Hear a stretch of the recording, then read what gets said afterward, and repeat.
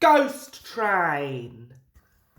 And every year, on the date of the accident, it runs again, plunging into the gap, shrieking like a lost soul. Percy, what are you talking about? The ghost train. Driver saw it last night. Where? Asked Thomas and Toby together. He didn't say, but it must have been on our line. He says ghost trains run as a warning to others. Ooh, he went on. It makes my wheels wobble to think of it, said Thomas. You're just a silly little engine, Percy. I'm not scared. Thomas didn't believe in your ghost, said Percy next morning. His driver laughed. Neither do I. It was a pretend ghost on television.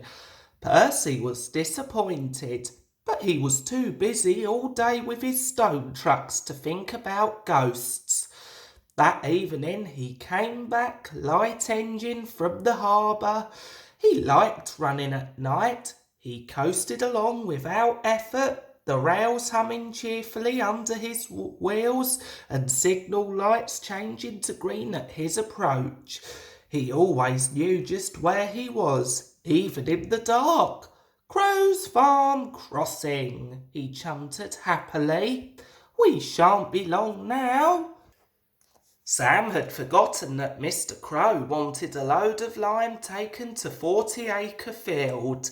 When he remembered, it was nearly dark. He drove in a hurry, bumped over the crossing, and sank his cart's front wheels in mud at the field gate. The horse tried hard, but couldn't move it. The cart's tail still found the railway. Sam gave it up. He unharnessed the horse and rode back to the farm for help. There's still time, he told himself. The next train isn't due for an hour. But he reckoned without Percy. Percy broke the cart to smithereens, and lime flew everywhere. They found no one at the crossing, so went on to the nearest signal box. Hello, said the signalman. What have you done to Percy? He's white all over. Percy's driver explained. I'll see to it, said the signalman, but you better clean Percy, or people will think he's a ghost. Percy chuckled. Do let's pretend I'm a ghost and scare Thomas. That'll teach him to say I'm a silly little engine. On their way, they met Toby, who promised to help. Thomas was being oiled up for his evening train when Toby hurried in saying, Percy's had an accident. Poor engine, said Thomas. Botheration. That means I'll be late. They've cleared the line for you, Toby went on, but there's something worse. Out with it, Toby, Thomas interrupted. I can't wait all evening. I've just seen something, said Toby in a shaky voice. It looked like Percy's ghost. It said it was coming here to warn us. Who cares? Don't be frightened, Toby. I'll take care of you. Percy approached the shed quietly and glided through it. Beep, beep, beep, beep, beep, he shrieked. As had been arranged, Toby's driver and fireman quickly shut the doors. Let me in! Let me in! Said Percy in a spooky voice.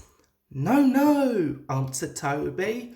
Not by the smoke of my chimney, chim, chim. I'll chuff and I'll puff and I'll break your door in. Oh dear, exclaimed Thomas. It's getting late. I'd no idea. I must find Annie and Clarabel. He hurried out the other way. Percy was none the worse for his adventure. He was soon cleaned, but Thomas never returned. Next morning, Toby asked him where he'd been. "Ah, well," said Thomas, "I knew you'd be sad about Percy, and, I didn't like to, intrude. I slept in the goods shed, and, oh," he went on hurriedly, "sorry, can't stop. Got to see a coach about a train," and he shot off like a jack-rabbit. Percy rolled up alongside. "Well, well, well," he exclaimed. "What do you think about that?" "Anyone would think," chuckled Toby, "that our Thomas had just seen a ghost."